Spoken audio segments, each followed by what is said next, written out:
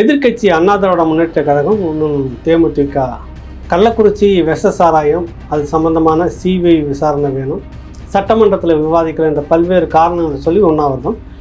அது என்ன நினைக்கிறீங்க? இந்த அரசியலை நீங்கள் எப்படி பார்க்குறீங்க?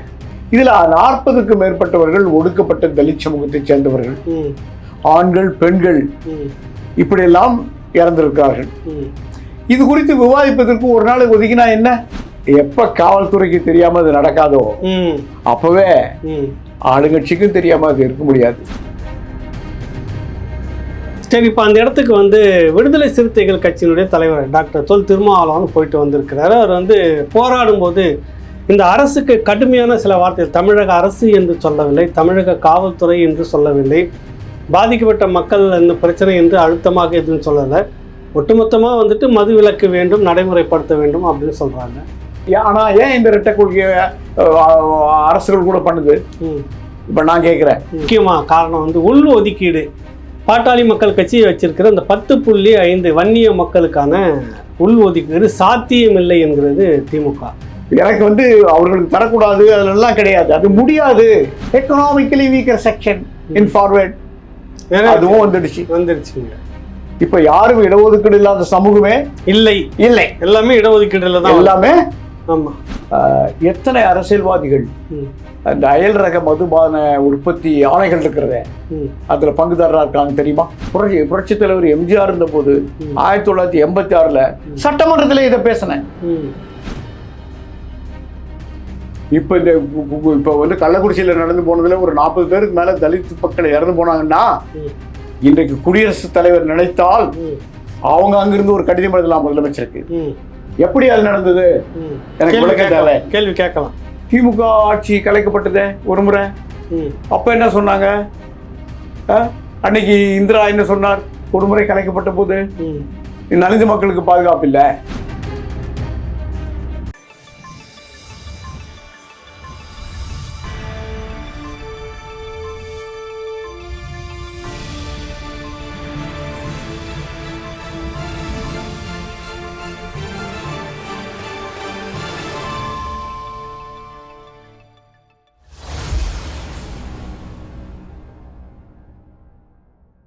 ராவணா பார்வையாளர்கள், தமிழ் உறவுகள் மற்றும் ராவணா நல உரிமைகளுக்கு வணக்கம். முன்னாள் சட்டமன்ற உறுப்பினர், 5 முறை சட்டமன்ற உறுப்பினராக இருந்தவர், தற்காலிக சபாநாயகர், முனைவர், பல்வேறு தன்மைகளை கொண்டவர் டாக்டர் சேக்கு தமிழரசன் இந்திய குடியரசுக் கட்சியினுடைய தலைவராக இருக்கிறார்.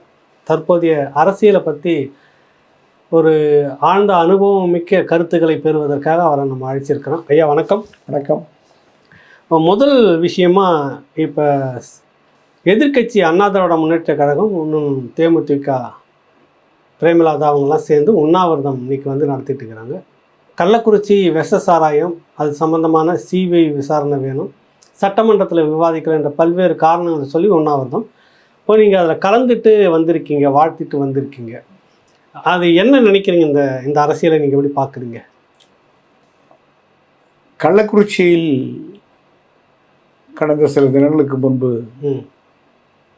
கள்ளச்சாராயம், அது விஷச்சாராயம், அது குடித்த சற்றேறக்குறைய 60க்கும் மேற்பட்டவர்கள் இதுவரையிலும் இறந்திருக்கிறார்கள். இவ்வளவு அதிகபட்சமான இறப்பு தமிழ்நாட்டில் ஒரு கள்ளச்சாராய இறப்பு இதுவரையில இருந்ததில்லை. உங்கள் அனுபவத்தில் வச்சு சொல்கிறீங்க இது அதிகம்?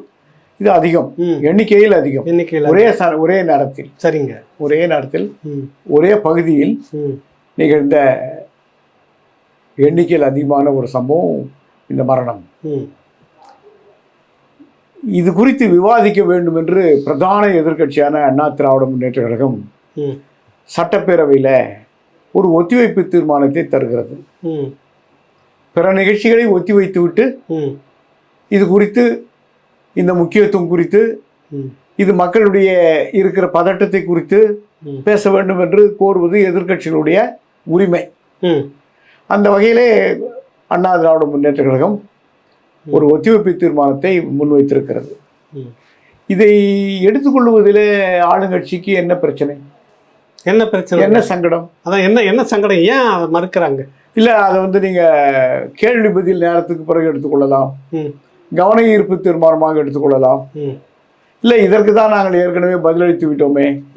இப்படி எல்லாம் அவர்கள் எதிர்க்கட்சிகளுடைய உரிமை, மக்கள் பிரச்சனைகளை, அந்த மக்கள் பிரச்சனைகளுடைய தன்மையை பொறுத்து அதை கவன ஈர்ப்பாகவோ அல்லது ஒத்திவைப்பாகவோ அதை எந்த வகையிலோ ஒரு வகையிலே அரசாங்கத்தினுடைய பார்வைக்கு கொண்டு போக வேண்டும் என்பது அவருடைய உரிமை.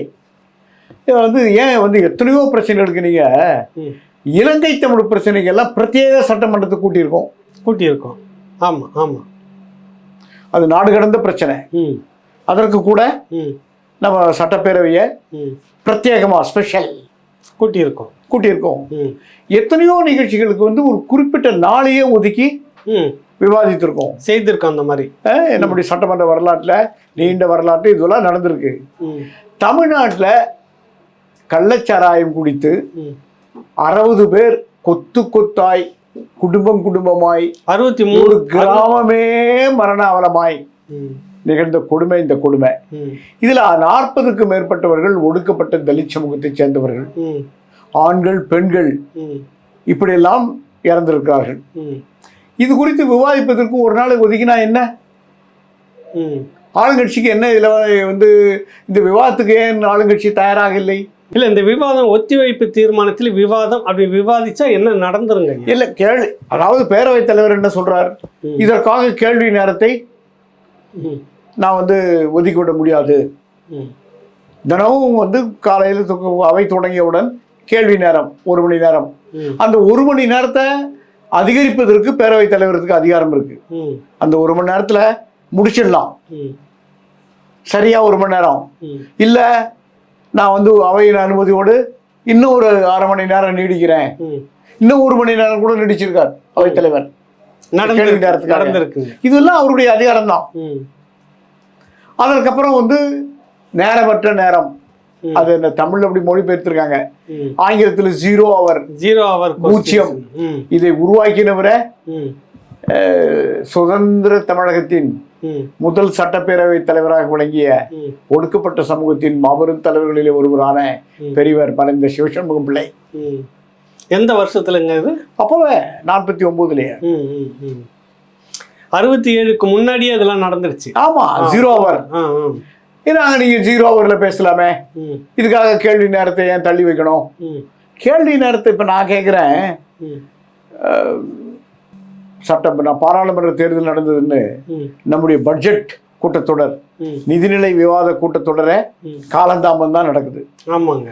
இப்ப திருப்பி விக்கிரவாண்டி சட்டமன்ற இடைத்தேர்தல் வந்துடுச்சுன்னு, விக்கிரவாண்டி சட்டமன்றம் ஒரு இடைத்தேர்தல், அந்த ஒரு இடைத்தேர்தலுக்காக 233 பேர் பங்கேற்றிருக்கிற ஒரு அவை, ஒரு உறுப்பினர் மறைந்ததனால் வெற்றிடம் ஏற்பட்டு ஒரு இடைத்தேர்தல் நடக்குது. அதுக்காக நீங்க இந்த 29ஆம் தேதியை முடிக்கிறீங்க, அவசரமா முடிக்கிறீங்கல்ல. இப்ப எவ்வளவு நேரம் உங்களால் துண்டிக்கப்பட்டிருக்கு. இதுவரையில் இந்த சட்டப்பேரவை வரலாற்றுல ஒரே நாள்ல 5 துறையெல்லாம் எடுத்துக்கிட்டது கிடையாது.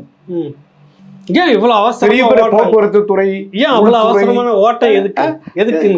இடைத்தேர்தல், விக்கிரவாண்டி இடைத்தேர்தல், அங்க போகணும்.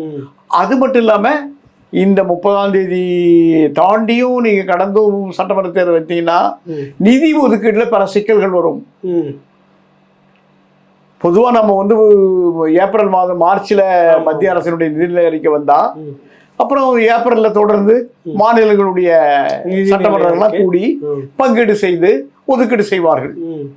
இப்போ ஏப்ரல் போய் மே போய் ஜூனும் போக போகுது, ஜூலை வரப்போகுது.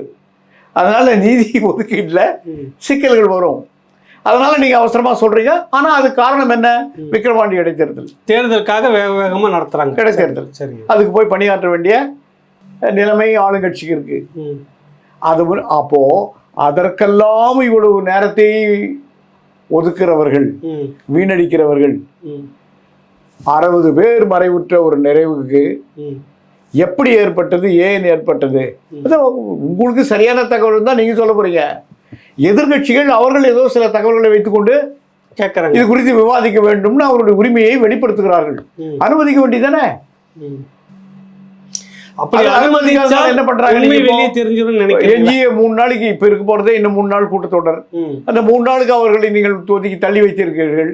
அவங்க எங்க வந்திருக்காங்க? வீதிக்கு வந்திருக்காங்க. தெருவுக்கு வந்திருக்காங்க. அப்ப தெருவுக்கு அனுப்பி வச்சதே ஆளுங்கட்சி தான். ஆளுங்கட்சி தான். அதனாலதான் அந்த அண்ணா திராவிட முன்னேற்ற கழக சட்டமன்ற உறுப்பினருடைய அறப்போராட்டமான இந்த உண்ணாநோன்பு போராட்டத்தை இந்திய குடியரசுக் கட்சியின் சார்பில் நான் சென்று வாழ்த்தி விட்டு வந்தேன். அதற்காக தான் அந்த அறப்போர் என்ற இந்த காரணத்துக்காக, குறிப்பா அந்த மக்கள் பாதிக்கப்பட்டதுக்காக இவர் கேட்கிற அந்த போராட்டம் சரி என்பதற்காக ஆதரவு தெரிவிச்சு. ஜனநாயகத்தில் விவாதம் இல்லாமல் எப்படி ஒரு தீர்வு கிடைக்கும்? எப்படி ஒரு நீதி கிடைக்கும்? எப்படி உண்மைகள் வெளிப்படும்? நாங்க விசாரணை தொடங்கி இருக்கிறோம். காவல்துறை விசாரிக்குது. விசாரணை எத்தனை விசாரணை போயிருக்கு? கடந்த 2 நாள்ல பாத்தீங்கன்னா நீங்க போட்ட நீதியரசர் கோகுல்தாஸ் ஆணையம் போயிருக்கு, ஒரு ஆணையம். அப்புறம் நீங்க போட்ட சிபிசிஐடி அந்த ஒரு விசாரணை குழு அது விசாரிச்சுட்டு இருக்கு 2. தேசிய தாழ்த்தப்பட்டோர் நல ஆணையம் போயிருக்கு 3. தேசிய மகளிர் நல ஆணையம் போயிருக்கு 4. அப்புறம் இப்ப நீங்க சிபிஐ கேட்குறாங்க. அது சிபிஐ விசாரணை என்று ஒன்று அதிகார வரம்போடு அமையாதற்கு முன்பாகவே ஒருவேளை சிபிஐயும் உள்ளார்ந்த விசாரணைகளை தொடங்கி இருக்கலாம். புரியுதுங்க. ஆக இத்தனை ஆணையங்கள் அங்க விசாரித்து தான் இருக்கு. ஆனா நான் சொல்றேன், ஒரு மக்களோடு மக்களாக பழகிய ஒரு பிரதிநிதியாய், ஒரு அரை நூற்றாண்டு காலமாக ஒடுக்கப்பட்ட மக்கள் இயக்கத்துல நீங்க பணியாற்றியவன் என்கிற உணர்வோடு சொல்றேன், தமிழகத்துல கள்ளச்சாராயம் விற்கிற இடங்கள் காவல்துறைக்கு தெரியாமல் இருக்கவே முடியாது.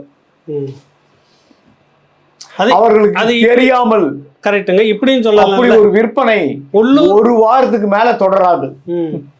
அப்ப உள்ளூர் ஆளுங்கட்சி பிரமுகருக்கும் தெரியாம நடக்காதுன்றது ஏக்குறீங்களா?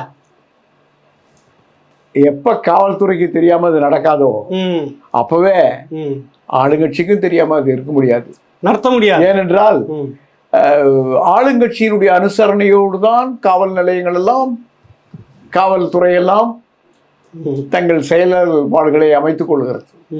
இது ஒன்றும் யாருக்கும் ஒரு காவல் நிலையத்துக்கு ஒரு தனி மனிதன் விசாரணைக்கு தனியா போவான் நான் பார்த்துருக்கீங்களா? இல்லைங்களா. நீதிமன்றத்துக்கு கூட தனியா போவான். நீதிமன்றத்தில் ஒரு விசாரணைக்கு உங்களுக்கு தாக்கீது வந்தால் அந்த வரேன் அப்படின்னு போவான். காவல் நிலையத்தில் ஒரு காவல்துறை ஆய்வாளர் வந்து உங்களை கூப்பிடுறாருங்க அப்படின்னா அவன் தனியா போயிடுவானா? உடனே அண்ணே போலீஸ் ஸ்டேஷன்ல கூப்பிடுறாங்கண்ணே என்னன்னு கொஞ்சம் கேளுங்கண்ணே.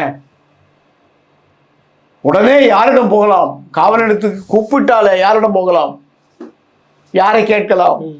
யாரை அழைக்கலாம்? யார் ஆதரவு தேவை? இப்படித்தானே ஒரு தனி மனிதன் நினைக்கிறான். இது இது இது யாரும் மறுக்க முடியுமா?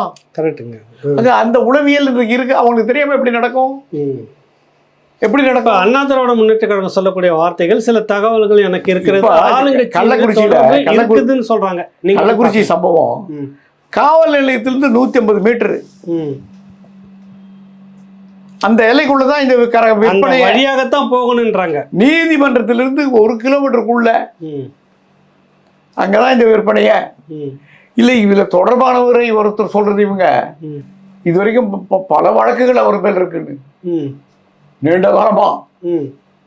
சரி, இப்போ அந்த இடத்துக்கு வந்து விடுதலை சிறுத்தைகள் கட்சியினுடைய தலைவர் டாக்டர் தொல் திருமாவளவன் போயிட்டு வந்திருக்கிறாரு. அவர் வந்து போராடும் போது இந்த அரசுக்கு கடுமையான சில வார்த்தைகள், தமிழக அரசு என்று சொல்லவில்லை, தமிழக காவல்துறை என்று சொல்லவில்லை, பாதிக்கப்பட்ட மக்கள் இந்த பிரச்சனை என்று அழுத்தமாக எதுவும் சொல்லலை, ஒட்டுமொத்தமாக வந்துட்டு மது விலக்கு வேண்டும், நடைமுறைப்படுத்த வேண்டும் அப்படின்னு சொல்கிறாங்க. அவருடைய இந்த பங்களிப்பு இந்த போராட்டத்தில் முன்னெடுக்கிற அந்த விஷயத்தில் நீங்கள் எப்படி பார்க்குறீங்க? அதை அது அவருடைய பார்வை. பிரிட்டிஷ் ஆட்சி வந்த பிறகு அயல்நாட்டு மதுரகங்கள் அறிமுகப்படுத்தப்பட்டது. இதுவெல்லாம் அயல்நாட்டு மதுவைகள் இங்கே அறிமுகப்படுத்துவதற்கான அடிப்படை கூறுகள், அறிமுகப்படுத்தப்பட்ட அடிப்படை கூறுகள். இப்போ அவர்கள் வேற என்ன பண்ணாங்க? பிரிட்டிஷ் ஆட்சியில கள்ளுக்கடைகளும் இருந்தது. கள்ளுக்கடைகள் நீங்கள் வைத்துக் கொள்ளலாம், ஆனால் அரசாங்கத்துக்கு வரி தர வேண்டும். இந்த கடைகளும் இருந்தது, இதுவும் இருந்தது, அதுவும் இருந்தது. இப்படித்தானே நடந்தது. ஒரு தற்காலிக அரசாங்கத்தை பிரிட்டிஷ் அரசாங்கம் என்றைக்கு அனுமதித்து அங்கீகரித்ததோ அப்பதான் முதல்ல மதுவிலக்கு வந்தது. யாரால்? 1937 அன்றைக்கு முதல்வராக பொறுப்பேற்ற சக்கரவர்த்தி ராஜகோபாலாச்சாரியாரால் கள்ளு கடை தடை, சாராய கடை தடை, மதுவிலக்கு தடை எல்லாம் அவர்தான் வந்தது தமிழ்நாட்டில் அமல்படுத்தினார். ஆனால் அவராலேயே இங்கே வாழ்ந்த பிரிட்டிஷர்களுக்கான பயன்படுத்தப்பட்ட உயர் ரக மதுவைகளை தடை செய்ய முடிந்ததா? முடியல. சரக்குக்கு தடை, வெளிநாட்டு சரக்குக்கு தடை இல்லை. அதுவும் அவர்கள் பயன்படுத்துவதற்கு தடை இல்லை. மற்றவர்கள் பயன்படுத்தினால் அதற்கு தடை. அப்படிதான் இரட்டை ஆட்சின்ற மாதிரிலாம் அவங்க வந்து இரட்டை ஆட்சி. சரி, 37க்கு பிறகு தமிழ்நாட்டில் எப்போது திருப்பி மீண்டும் வந்தது? எப்போ வந்தது? 1971 திராவிட முன்னேற்ற கழகம் ஆட்சி புரிந்த போது, முதல்வராக கலைஞர் அவர்கள் இருந்தபோது அப்போ வந்து திருப்பி திறந்தார். மறு நிறுவனர்ன்றது அவர் தான் திருப்பி திறந்தார். சாராய சாம்ராஜ்யம் திருப்பி திறந்தப்போ கலைஞர் என்ன சொன்னார்? பக்கத்துல ஆந்திராவிலே இருக்கிறது, பக்கத்துல கேரளாவிலே இருக்கிறது, பக்கத்துல இந்த பக்கம் திரும்பினால் கர்நாடகாவிலே இருக்கிறது, ஏன் எட்டி தொழுப்பா பார்க்கிற அளவில் பாண்டிச்சேரியில இருக்கிறது. இப்படி அக்னி வளையத்துக்குள் ஒரு கற்பூர துண்டாய் இந்த தமிழ்நாடு தவிக்கிறதே. இதனால எவ்வளவு தொல்லைகள் தெரியுமா அப்படின்னு சொல்லி திறந்தார். திறந்து கள்ளு திருப்பி ஆரம்பிச்சார். திருப்பி கள்ளு கடைகளை மட்டும் மூடினாங்க. கள்ளு கடைகளை, சாராய கடைகளை மட்டும் மூடினாங்க.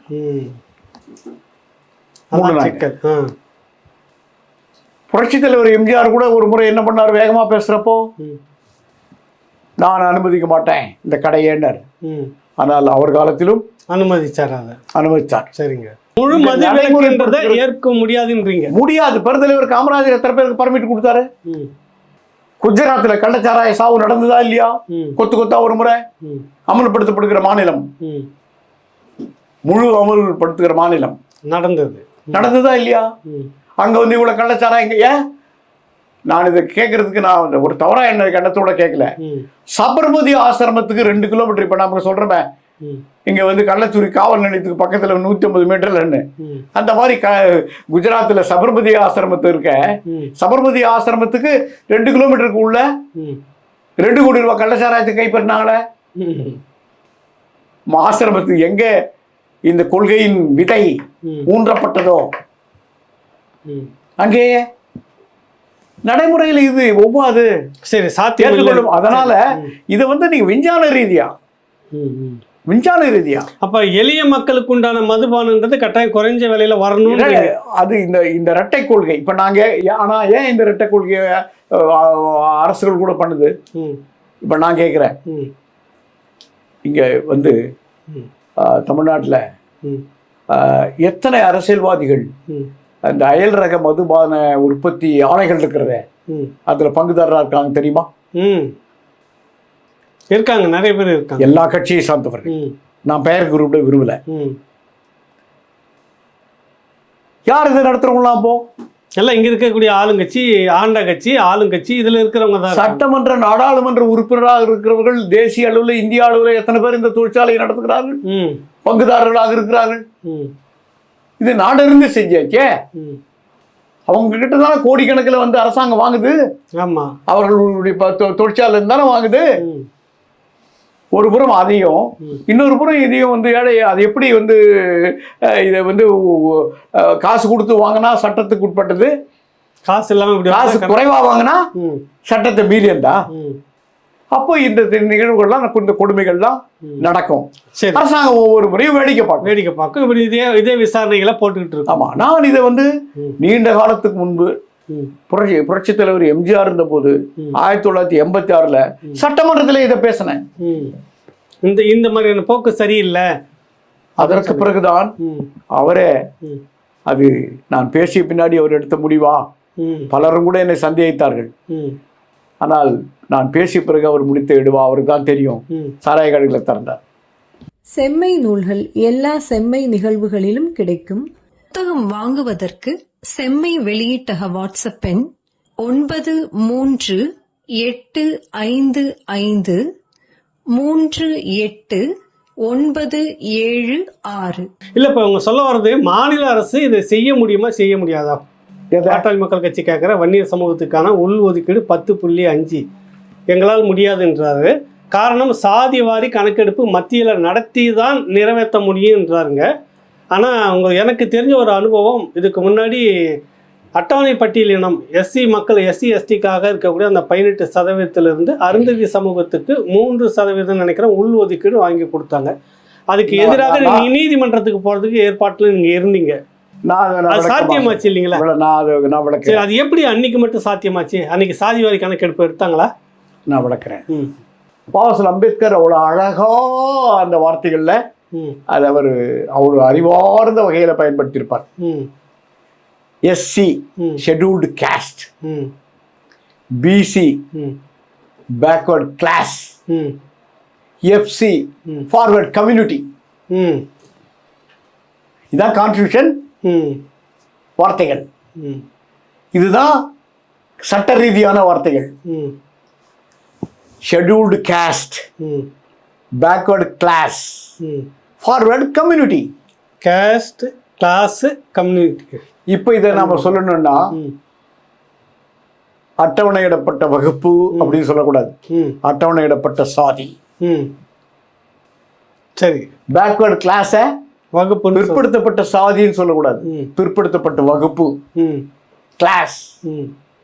எஃப்சிய ஃபார்வர்ட் காஸ்ட், முற்படுத்தப்பட்ட சாதின்னு சொல்லக்கூடாது, முற்படுத்தப்பட்ட சமுதாயம் கம்யூனிட்டி. Forward community. கம்யூனிட்டி வேறு, கேஸ்ட் வேறு. நம்ம ஸ்டூடெண்ட்ஸ் கம்யூனிட்டி, லேபர் கம்யூனிட்டி சொல்ற மாதிரி ஃபார்வர்ட் கம்யூனிட்டி, ஃபார்வர்ட் கம்யூனிட்டி. அதனால கேஸ்ட்ங்கிற அங்கீகாரம் கான்ஸ்டிடியூஷன்ல ஷெட்யூல்டு கேஸ்டுக்கு மட்டும்தான். அது ஏன் அந்த மாதிரி வச்சாருங்க? அவர்கள் மட்டுமே சாதியால் ஒடுக்கப்பட்டவர்கள், நசுக்கப்பட்டவர்கள், புறக்கணிக்கப்பட்டவர்கள், இழிவுபடுத்தப்பட்டவர்கள், சுரண்டப்பட்டவர்கள், அவமானப்படுத்தப்பட்டவர்கள், காலகாலமாக 1000 ஆண்டு காலமாக அடிமைப்படுத்தப்பட்டவர்கள் சாதியின் பெயரால். மற்றவர்களுக்கு அந்த வாழ்நிலை கிடையாது, சாதியின் பெயரால் அவமானப்படுத்தப்பட்டாங்க. சரி, இந்த ஒதுக்கீடு ஒதுக்கீடு இப்ப நான் பிரச்சனைக்கு வரேன். பொதுவா சமூக பார்வையை சொன்னேன், பிரச்சனைக்கு வரேன். அதனால தாழ்த்தப்பட்ட மக்களுடைய, தலித் மக்களுடைய எந்த திட்டமும், எந்த உயர்வும், எந்த பொருளாதார வளர்ச்சியும், எந்த நலமும் மத்திய அரசின் பார்ப்பட்டது, மத்திய அரசு கட்டுப்பட்டது. அதுல ஒன்றும் இவங்க பண்ண முடியாது. யார் பண்ண முடியாது? மாநில அரசு தலையிடவே முடியாது. ஏன் இப்ப கள்ளக்குறிச்சியில நடந்து போனதுல ஒரு 40 பேருக்கு மேல தலித் மக்கள் இறந்து போனாங்கன்னா, இன்றைக்கு குடியரசுத் தலைவர் நினைத்தால் அவங்க அங்கிருந்து ஒரு கடிதம் எழுதலாம் முதலமைச்சருக்கு. எப்படி அது நடந்தது? எனக்கு விளக்க தேவை. கேள்வி கேட்கலாம். என்ன நடந்தது அதை பற்றி எனக்கு விளக்கம் தேவை. சரி, நடவடிக்கை எடுக்கலாம், எடுக்கலாம். ஆமா, நடவடிக்கை கூட மேற்கொள்ளலாம். ஏன் நான் என்ன திமுக ஆட்சி கலைக்கப்பட்டதே ஒரு முறை. அப்ப என்ன சொன்னாங்க? அன்னைக்கு இந்திரா என்ன சொன்னார்? ஒரு முறை கலைக்கப்பட்ட போது நலிந்த மக்களுக்கு பாதுகாப்பு இல்லை அப்படின்னு சொன்னார். அண்ணா திமுக ஆட்சி கலைக்கப்பட்டதே, புரட்சியாளர் எம்ஜிஆர் ஆட்சி. எதை சொல்லி கலைச்சாங்க? என்ன சொன்னாங்க? அப்ப இதே கடற்கரையில பேசினப்போ என்ன பேசினாங்க? காங்கிரஸ் முன்னாள் பிரதமர் விழுப்புரம் கலவரம், அதை சொல்லிதான் கலைக்கிறாங்க. அதையும் ஒரு, அதாவது காரணங்கள்ல அது ஒரு காரணம். விழுப்புரத்தில் வெட்டி கொல்லப்பட்டார்களே, அது ஒரு காரணம். கலவரம், சிறு நலிந்த மக்களுக்கு பாதுகாப்பு இல்லை, தலித் மக்களுக்கு பாதுகாப்பு இல்லை, இதெல்லாம் கடந்த காலங்களில் நடந்திருக்க. அதனால நீங்க ஆனால் இந்தியாவில் ஒரு குறிப்பிட்ட சாதிக்கு மட்டும் இடஒதுக்கீடு தர முடியாது. அது தலித்தாக இருந்தாலும். இப்ப நம்ம ஷெட்யூல்ட் காஸ்ட்னு சொல்றோம், அது ஒன்றா? இந்தியா முழுதும் எவ்வளவு சாதி தெரியுமா? 700க்கு மேற்பட்ட சாதி இந்தியா முழுக்கும். அதுல யார் ஒருத்தருக்கு மட்டும் தர முடியாதுன்றீங்க? 700க்கு மேற்பட்ட சாதி இந்தியா முழுதும். இதெல்லாம் சேர்ந்ததுதான் காஷ்மீர்ல இருந்து கன்னியாகுமரி வரை ஷெட்யூல்டு காஸ்ட். அது ஒரு கலெக்ஷன், அட்டவணைப்பட்ட சாதிகளுடைய பட்டியல். தனி ஒரு சாதிக்கு தரவே முடியாது. எப்படி அவங்க ஒரு 1 இயருக்கு மட்டும் இடஒதுக்கீடு வேணும், 1 இயருக்கு மட்டும் இடஒதுக்கீடு வேணும் கேட்கலாம்? இப்போ வன்னியர் சமுதாயத்துக்கு உள்ளிடது கூடாது தரக்கூடாது அப்படிங்கிற கருத்து எனக்கு இல்லை. அவர்கள் அதற்கு எந்த வகையிலும் பொருந்தாதவர்கள் அப்படியெல்லாம் எனக்கு கருத்து இல்லை. ஆனால் நடைமுறை சட்டங்களில் அதற்கு வாய்ப்பில்லை, இடமில்லை. அதுதான் அவர்களுக்கு ஏதோ அவர்கள் எனக்கு எதிரானவர்கள் அப்படியெல்லாம் இல்லை. இன்னும் சொல்ல போனால் தமிழ்நாட்டு அரசியல்ல ஒரு வரலாறு. முதல் பெரிய கூட்டணி தமிழகத்தில் சுதந்திர இந்தியாவில், சுதந்திர தமிழ்நாட்டில் உருவானத அன்றைக்கு இந்திய குடியரசுக் கட்சிக்கும், அதாவது இந்திய குடியரசுக் கட்சிக்கு முன்னதான ஷெட்யூல்ட் காஸ்ட் ஃபெடரேஷனுக்கும் பெரியவர் ராமசாமி SSR, பெரியவர் MA மாணிக்கவேலு SSR, தந்தை சிவராஜ், அன்றைக்கு சிவராஜ் காலத்திலே தலைவர் ரத்னம், எங்களுடைய பெருந்தலைவர், முதல் சட்டமன்றத்துக்கு குடியரசுக் கட்சியினுடைய தலைவர் ரத்னம் தான் சட்டமன்ற உறுப்பினர் 52ல். இவர்களெல்லாம் தலைவர் கிருஷ்ணசாமண்ணன் இவங்களெல்லாம் சேர்ந்து உருவாக்கிய கூட்டணி தமிழ்நாட்டில் எத்தனை இடங்கள்ல வெற்றி பெற்றது? அதாவது அது ரெண்டு வேற யாரும் கூட இல்லை. காங்கிரஸுக்கு எதிரான காமராஜர் பயந்த கூட்டணி உருவானது யாரு? சமூகமும் வன்னியர் சமூகம். SSR, மாணிக்கவேலர், தந்தை சிவராஜ், இங்கிருந்து தலைவர் ரத்னம், தளபதி கிருஷ்ணசாமி, இந்த தலைவர்கள் எல்லாம் சேர்ந்து உருவாக்கிய ஒரு கூட்டணி. எங்களுடைய அருமை தலைவர் உரிமை ரத்னம் முதல்ல இங்கிருந்து சென்னை செங்கல்பட்டிலிருந்து போய் எங்க போய் போட்டியிட்டு வெற்றி பெற்றார் தெரியுமா? நெல்லிக்குப்பத்தில் இருந்தா அம்பேத்கர் இயக்கத்துக்கு முதல் சட்டமன்ற உறுப்பினர். அவங்களுடைய கட்சி சட்டமன்றத்துக்கு போனார். அவர்களுடைய கட்சி உழைப்பாளர்கள் கட்சி. இல்ல, அதுல என்ன சின்னம் தெரியுமா அவங்களுக்கு? அப்போ அந்த சின்னம் சேவல் சின்னம். இந்த சேவல் சின்னம், அப்புறம் உதயசூரியன் சின்னம், இதுவெல்லாம் இணைந்த கட்சி கூட்டணியில போட்டிட்டு இருக்கு. அதனால இதை கண்டுதான் அன்னைக்கு காமராஜர் பயந்தாரு. ஆமா, காமராஜர் அதனாலதான் அது கட்சி அவங்களை உடைத்து அவர் SSR அமைச்சராகினார். அப்புறம் திருப்பி மாணிக்கவேல் அவரையும் அழைச்சுக்கிட்டார். தளபதி கிருஷ்ணாமண்ணு வீடு தேடி போய் கூப்பிட்டாரு, நீங்க வாங்கன்னு. இவர் சொல்லிட்டாரு, நான் அதாவது தேர்தலுக்கு முன் நான் எந்த நிலை எடுத்தேனோ அந்த நிலைக்கு மாறாக தேர்தலுக்கு பின் என்னை மாற்றிக்கொள்ள மாட்டேன். அவர் ஒரு பிடிவாதமானவர். அவர் என்ன கட்சி? அவரு என்ன கட்சியில இருந்தாருங்க? அவர் தான் scheduled cost federation. Baba Saheb Ambedkar தொடங்கிய முதல் பேர் இயக்கம் ஒடுக்கப்பட்ட மக்களுக்காக ஷெட்யூல்ட் காஸ்ட் ஃபெடரேஷன், SCF. இது சொல்லிட்டு நீங்க என்ன சொல்ல வரீங்க? ஆனால் நாங்க என்ன சொல்ல வரோம்னா, அதனால் நாங்கள் எதிர்ப்பாளர்கள் அல்ல. ஆனால் நடைமுறையில் இப்போ ஒரு ஒரு டெவலப்மெண்ட் ஃபண்ட், பிற்படுத்தப்பட்ட பொருளாதார மேம்பாட்டு கழகம், அது மாதிரி வன்னியர் பொருளாதார மேம்பாட்டு கழகம், இதை நான் அருந்ததியருக்கு உள்ளூருக்கு கூட சொன்னேன்.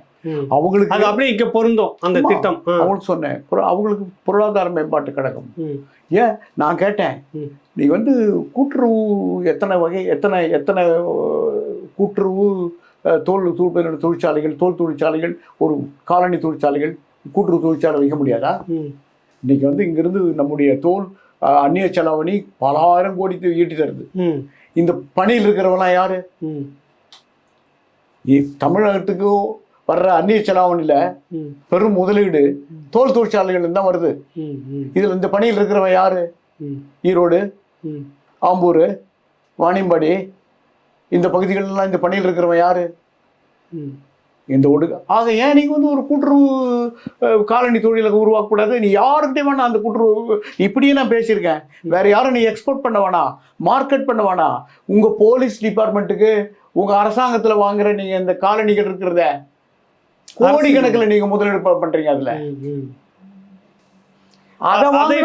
அதை போல வன்னிய மக்களுக்கு என்ன சொல்ல வரீங்க? அந்த மாதிரி பாபா சாஹேப் அம்பேத்கர் சொன்னாரு, நீங்க ஒரு பகுதியில இந்த மாதிரியான பிற்படுத்தப்பட்ட விவசாய கூலிகளா இருக்கிற, ஏன்னா ஒடுக்கப்பட்ட சமூகத்துல எப்படி தாழ்த்தப்பட்டவர்கள் விவசாய கூலிகளா இருக்காங்களோ அந்த மாதிரி பல பகுதிகளில் நீங்க சில பகுதியில் நான் பார்த்துருக்கேன், வன்னியர் சமூகத்துக்கும் எது குடியிருப்புன்னு கண்டுபிடிக்க முடியாது. எல்லாம் ஒன்னா தான் இருக்கும், எல்லாமே உழைக்கும் கூட்டமாக அதே போல தான் இருப்பாங்க, கண்டுபிடிக்கும். அப்படிப்பட்டவர்களுக்கு பாபா அம்பேத்கர் சொன்னவர், ஒரு தாலுக்காவுக்கு ஒரு கூட்டுறவு விவசாயம் பண்ண வையினார். அது வன்னியர்களுக்கு பொருந்தும். பொருந்தும். ஆக பொருளாதார மேம்பாட்டு திட்டங்கள், கல்வி வளர்ச்சி திட்டங்கள், அதையெல்லாம் கொண்டு வாங்க. இப்போ அவங்களுக்கு கொடுத்த கல்லர் சீரமைப்பு பள்ளிகள் இருக்குல்ல, அதே போல பள்ளிகளை உருவாக்குங்க. தாழ்த்தப்பட்ட மக்களுக்குன்னு சொல்லக்கூடிய அட்டவணை பிரிவு மக்கள் கிட்ட இந்த 18% அது வந்து நான் அப்பவே பேசியிருக்கேன், அப்பவே பல அரங்கள்ல பேசியிருக்கேன். அது அரசியல் சட்டத்துக்கு எதிரானது. எப்படி சாத்தியம்? அந்த தவறை அன்றைக்கு முதலமைச்சர் திமுக தலைவர் கலைஞர் செய்தார். தவறுங்களா அது? ஆமாம், தவறு. அரசியல் சட்டத்துக்கு முரணானது, அரசியல் சட்டத்துக்கு எதிரானது. யாரும் உயர்நீதிமன்றத்துக்கோ உச்ச நீதிமன்றத்துக்கோ போக முடியல. ஏன் போக முடியலங்க? ஏன் போக முடியலன்னா, எங்க உச்ச நீதிமன்றத்துக்கு போறது? நான் இப்போ ஒரு வழக்கு போட்டேன், என்னால உச்ச நீதிமன்றத்துல போய் அந்த வழக்கை நடத்த முடியலையே. அந்த வசதி வாய்ப்பு எனக்கு இல்லையே. நீங்க என்ன யாராவது மூத்த வழக்கறிஞர்கள் உச்ச நீதிமன்றத்தில் ஆஜராகணும்னா இது என்ன சாமானியமானதா? எப்படி முடியும்? நான் ஒரு வழக்கு போட்டிருக்கேன், ஒண்ணுமே எடுபடவே இல்லை உச்ச நீதிமன்றத்தில். என்ன வழக்குன்னா, நகராட்சி, மாநகராட்சி, மேயர், தலைவர், துணைத் தலைவர் பொறுப்புகளில் மேயர் மாதிரி, தலைவர் மாதிரி, துணைத் தலைவர் பொறுப்புகளில் இடஒதுக்கீடு வேணும் அப்படின்னு கேட்டிருக்கீங்க. நான் போட்டு எத்தனை வருஷம் ஆச்சு? இப்போ 3 வருஷம் 4 வருஷம் ஆச்சு. சரி, ஏன் இவங்களுக்கு இந்த உள்ஒதுக்கீடு? ஆனா இப்ப நீங்க கேட்ட கேள்விக்கு நான் பதில் சொல்றேன். ஆந்திரால கொண்டு வந்தாரு திரு சந்திரபாபு. சரிங்க. இதே மாதிரிதான் என்ன பண்ணாரு, மாலா மாதிகா என்று தனியா பிரிச்சார்.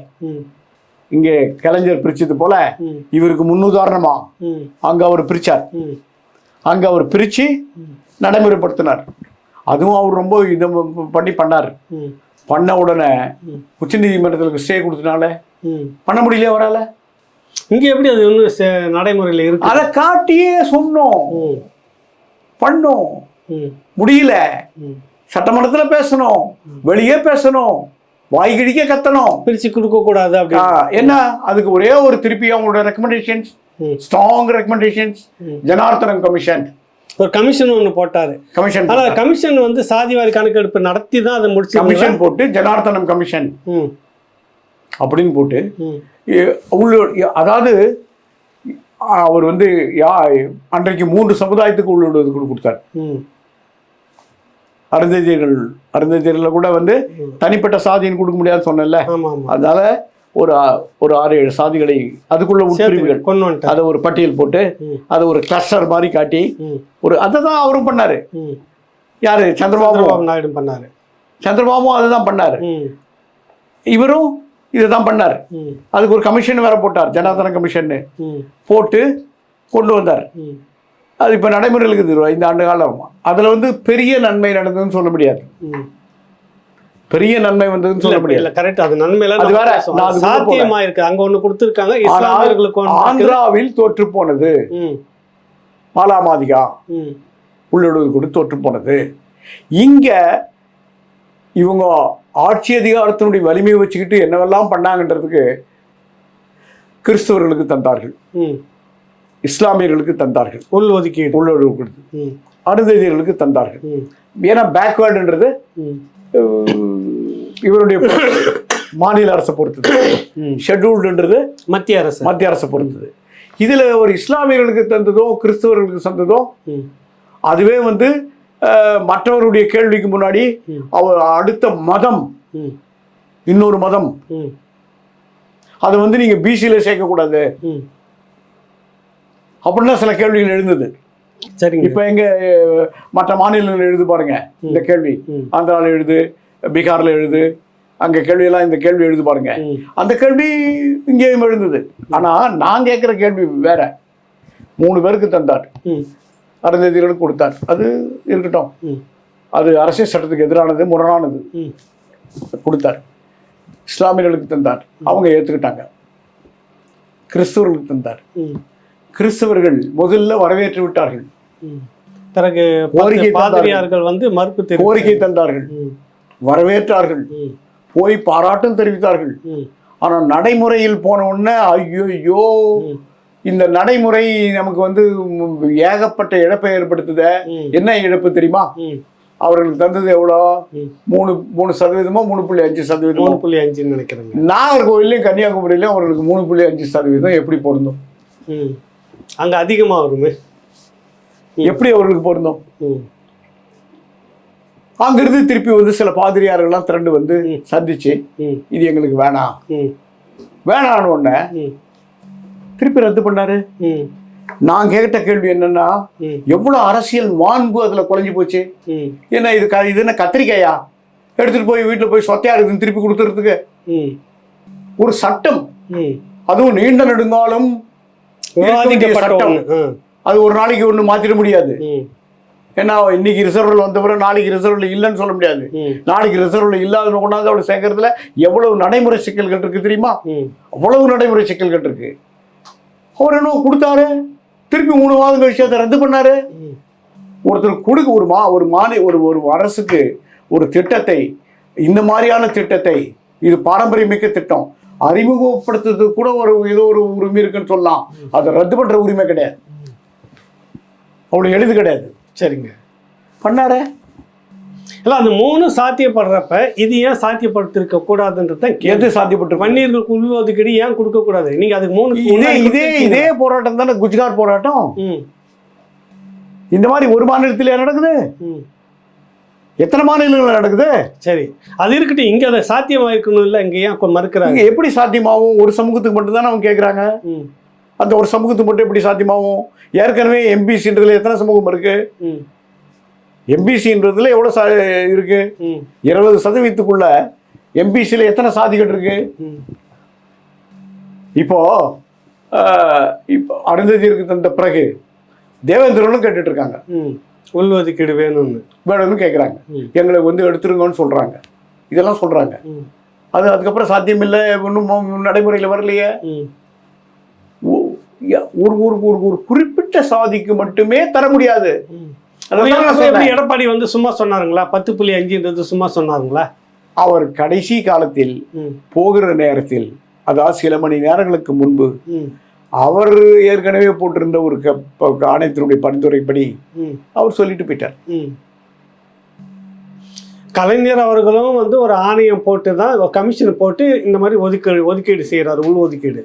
இவரும் ஒரு ஆணையம் போட்டு தான் அது மாதிரி உள்ஒதுக்கீடு செய்திருக்கிறார். இது ஏன் இவங்க நிறைவேற்ற முடியாதுன்றாங்க? அவரு நீங்க அதுல என்ன, நான் என்ன சொல்லுவேன்னா, இப்போ எடப்பாடி அறிவித்தார், அது நடைமுறைப்படுத்துற போது அவர் இல்லையே. நடைமுறைப்படுத்துறதுக்கான சட்ட விதிகள் எதையும் அவர் செய்யலையே. அறிவிச்சாலும் அதுக்குள்ளே ஆட்சி மாற்றம் வந்துருச்சு, இப்போ இவங்க வந்துட்டாங்க, அதை மறுக்கிறாங்க. அதனால அவர் அதை நடைமுறைப்படுத்தலையே. சட்டமன்றத்தில் அறிவிச்சார், ஒருவேளை நடைமுறைப்படுத்திருந்தாருன்னா இப்போ இந்த சிக்கல் வந்து, அதுதான் நடைமுறைப்படுத்தாததுக்கு முன்னே சிக்கல் வந்துடுச்சு. இப்போ எதுக்கு இப்போங்க உச்சநீதிமன்றத்தில் வழக்கு இருக்குல்ல, எனக்கு வந்து அவர்களுக்கு தரக்கூடாது அதெல்லாம் கிடையாது, அது முடியாது. இது இந்திய பல மாநிலங்களில் எழுந்துட்டு இருக்கிற பிரச்சனை. மகாராஷ்டிராவில் இல்லையா, வேறு மாநிலங்கள் இல்லையா, எத்தனை மாநிலங்கள் இருக்கு இதே போல தனிப்பட்ட சமூகங்கள் கேட்குற பிரச்சனை இருக்கே. பல மாநிலங்கள் இருக்க, எல்லா மாநிலங்கள்லயும் இருக்க. சாத்தியம் இல்லை அப்படின்றீங்க? சாத்தியம் இல்லைன்றீங்க. அது ஒரு குறிப்பிட்ட சாதிக்குன்னு தர முடியாது, அது ஒரு தொகுப்பு. இப்போ அந்த தொகுப்புக்கு எம்பிசி கொடுத்துருக்காங்க. எம்பிசி தமிழ்நாட்டில் ஒரு பாரம்பரியமிக்க தொகுப்பு. நாங்கள் கேட்குற கேள்வி என்னன்னா, இது 50 ஆண்டுகளாக இழைக்கப்பட்ட துரோகம். நீ தர்றன்னு சொன்னதை இது எழுதி தந்தது, அது கனவில் வந்தது.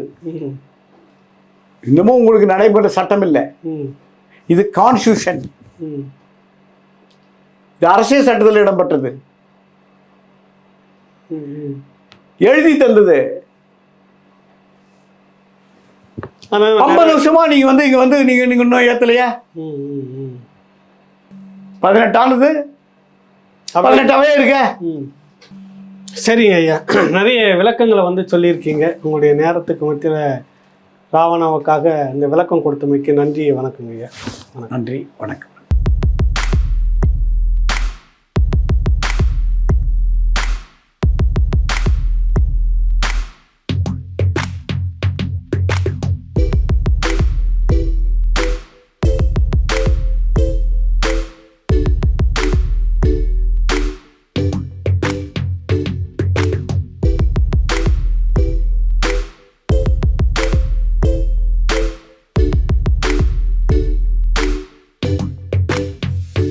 கார்ட்டூனிஸ்ட் பாலாவின் கைவண்ணத்தில் உங்கள் கார்ட்டூன் வேண்டுமா? தொடர்பு கொள்ளுங்கள் 9566147733 linesmediaworks@gmail.com.